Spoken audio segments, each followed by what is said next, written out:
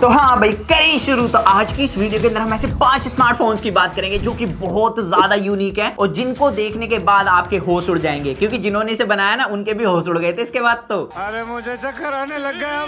तो यहाँ पर ऐसे 5 फोन की बात करेंगे। स्टार्ट करेंगे नंबर 1 से। और इस स्मार्टफोन कंपनी का नाम तो आपको पता होगा। बेसिकली स्मार्टफोन कंपनी नहीं है, लेकिन इसने एक बार स्मार्टफोन लॉन्च जरूर किया है और ये है Amazon Fire फोन, जिन्होंने 2014 में अपना एक स्मार्टफोन लॉन्च किया था। और ये काफी फीचर रिच स्मार्टफोन था। एक तो इसका लुक बिल्कुल आईफोन की तरह था, बट आईफोन से थोड़ा सा डिफरेंस ये था कि बैक में यहाँ पर बड़ा बड़ा Amazon लिखा था। और ये लॉन्च करा था दुनिया के सबसे अमीर इंसान ने, जैफ ने, जिसकी Amazon कंपनी है, वही लॉन्च करेंगे और हम थोड़ी करेंगे जाके। तो वहां पर इन्होंने लॉन्च करा और इसके अंदर जो सबसे यूनिक चीज थी वो थी भाई, आजकल आप देख रहे हैं कि बैक में 5-5 कैमरास आ रहे हैं, लेकिन इसके फ्रंट में 5 कैमरे थे और बैक में 1 कैमरा था। शायद यही रीजन तो नहीं है फ्लॉप हुआ था। Good question. और 2014 के अंदर भाई 5 कैमरे सुनना ही बहुत बड़ी बात थी। लाइक फ्रंट में 5 कैमरे मिल रहे हैं, लेकिन यहाँ पर एक सबसे ट्विस्ट वाली चीज तो ये थी कि एक ही कैमरा काम करता था। बाकी के जो 4 कैमरा इस फोन में फ्रंट में दिए थे ना, उनका काम था आपके फेशियल एक्सप्रेशन को नोटिस करना, और जैसे आप फोन को हल्का फुल्का ट्विस्ट करोगे तो वहां पर आपको डायनेमिक इफेक्ट मिलता था। तो ये सारी चीज तो आज के टाइम पर प्रोक्सीमिटी और जायरो सेंसर से इजीली अचीव कर ली जाती है। तो ये 4 कैमरास का काम रहा क्या। और सबसे अजीब चीज इस फोन के अंदर थी इसका फायर ओएस, जो कि एक नया ही ओएस Amazon ने लॉन्च किया था। अब इसके अंदर एक प्लस पॉइंट ये भी था कि ये ना क्या करता था बेसिकली, जैसे आज के टाइम पर गूगल लेंस है, तो गूगल लेंस वाली टेक्नोलॉजी बेसिकली यहीं से ही आई है। Amazon ने अपने फायर ओएस के अंदर ये टेक्नोलॉजी दी थी कि आप किसी भी चीज को स्कैन करो, चाहे वो कोई भी प्रोडक्ट हो, बारकोड हो या कुछ भी चीज, वो बेसिकली Amazon पर रीडायरेक्ट कर देता था उस चीज को लेकर कि ये वाला प्रोडक्ट ये है, आप यहां से बाय कर लो। तो Amazon ने फुल माइंड गेम खेले थे यहाँ पर। अब यहाँ पर फायर ओएस के अंदर एक चीज तो काम की थी, लेकिन बाकी चीजें खराब थी। जैसे कि इसके अंदर गूगल की एप्लीकेशन ही सपोर्ट नहीं करती थी। मतलब कोई फेसबुक नहीं, कोई व्हाट्सएप नहीं, कोई ट्विटर नहीं, तो हम इस पे कैसे स्विच कर लें। और आज के टाइम पर लेकिन अगर आप स्विच करना चाहते हो अपने व्हाट्सएप डेटा को एक प्लेटफॉर्म से दूसरे प्लेटफॉर्म पर, तो अभी काफी इजी है और ये आप कर सकते हैं व्हाट्सएप एप्लीकेशन की मदद से। अगर आप एंड्रॉइड से iOS में स्विच करने की सोच रहे हो तो व्हाट्सएप डेटा ट्रांसफर करने के लिए काफी कमाल की एप्लीकेशन है, जिसका लिंक मैंने डिस्क्रिप्शन में भी दिया है। इसे इंस्टॉल करने के बाद आपको सिर्फ ये सिलेक्ट करना है कि किस व्हाट्सएप के डेटा का आपको बैकअप चाहिए। उसे क्लिक करने के बाद कुछ जरूरी स्टेप फॉलो कर लो। जिस नंबर का बैकअप चाहिए उससे लॉग इन कर लो व्हाट्सएप को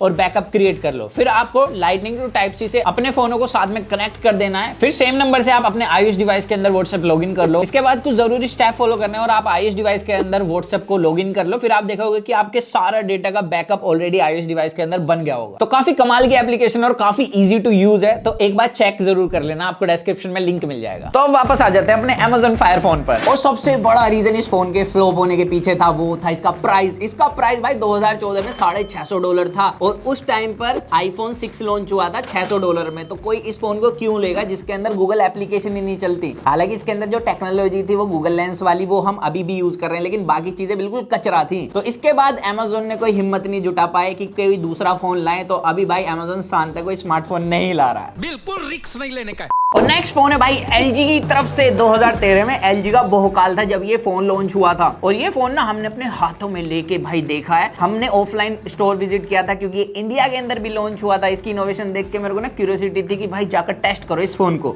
तो इस फोन का नाम है LG G Flex। और जब ये फोन आया था भाई, ये 2013 का पहला ऐसा फोन था जो कि कर्व था। और ये कर्व से ना, ये मत समझना इसकी डिस्प्ले साइड साइड से कर्व थी, बेसिकली ये बीच से ही मोड़ दिया था LG ने कहा तुम ऐसे मोड़ोगे, हम ऐसे मोड़ देंगे। कोई सेंस है इस बात की?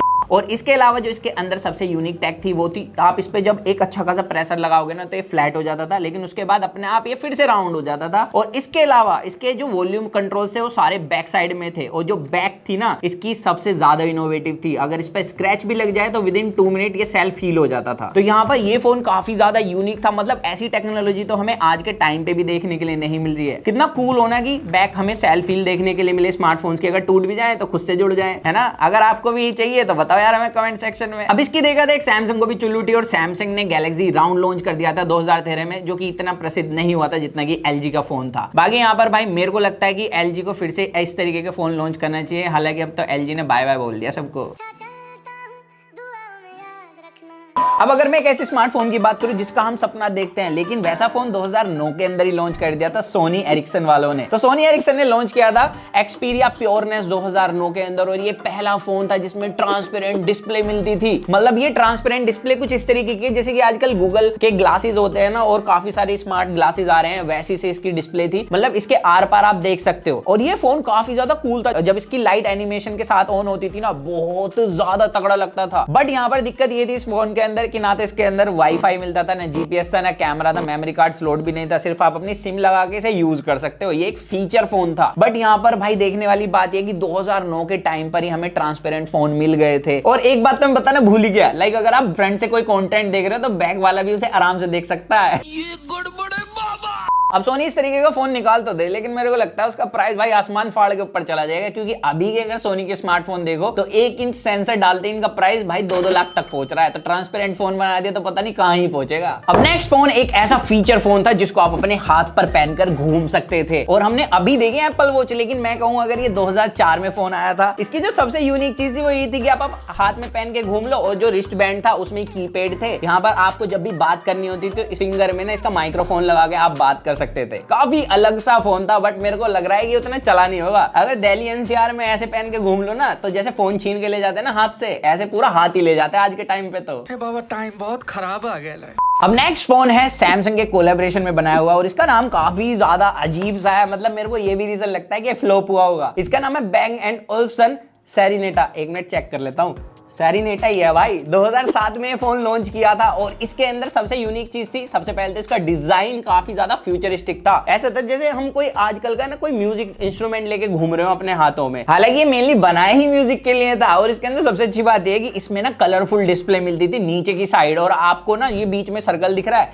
इससे आप वॉल्यूम को कंट्रोल कर सकते थे मैनुअली। तो ये काफी एक यूनिक सा फोन था। और जैसे कि म्यूजिक के लिए काफी ज्यादा फेमस था, तो भाई इसके अंदर जो स्पीकर्स मिलते थे वो भी अच्छे से ट्यून थे, आप पूरी पार्टी वार्टी कर सकते थे उस टाइम पे। और इसके अंदर ना आपको यूएसबी ईयरफोन्स भी मिलते थे बॉक्स के अंदर। बाकी स्टैंड भी था फोन के अंदर, खड़ा करके मस्त प्ले करो और डीजे वीजे चला के डांस कर लो। लेकिन यहाँ पर एक ऐसी चीज जो कि आप लोगों को लगता है कि एप्पल ने निकाली थी, 3.5mm जैक, लेकिन भाई सैमसंग ने इस फोन में 3.5mm जैक दिया ही नहीं। मतलब एक ऐसा फोन जो कि म्यूजिक के लिए बनाया, उसके अंदर 3.5mm जैक ही नहीं है। समझ रहे हो आप? तो यही कुछ 5 फोन थे जो कि काफी ज्यादा यूनिक लगे हमें, और हमने सोचा कि आपको ये पता होने चाहिए। बाकी आपको अगर कोई यूनिक फोन पता है तो हमें कमेंट्स में जरूर बताना, हम ट्राई करेंगे उसे भी कवर करने के अपने चैनल पर। और अगर आप चैनल पर पहली बार है तो चैनल सब्सक्राइब कर सकते हो, बिल्कुल फ्री है, ऐसी नॉलेज फ्री में देते हैं हम। तो मेरा नाम है पीयूष, मिलते हैं जल्दी कूल और एक्साइटिंग वीडियो में। तो जब तक के लिए जो मन में आएगा इसको करें। To watch your heart feel, stay tuned with the HFV box guys.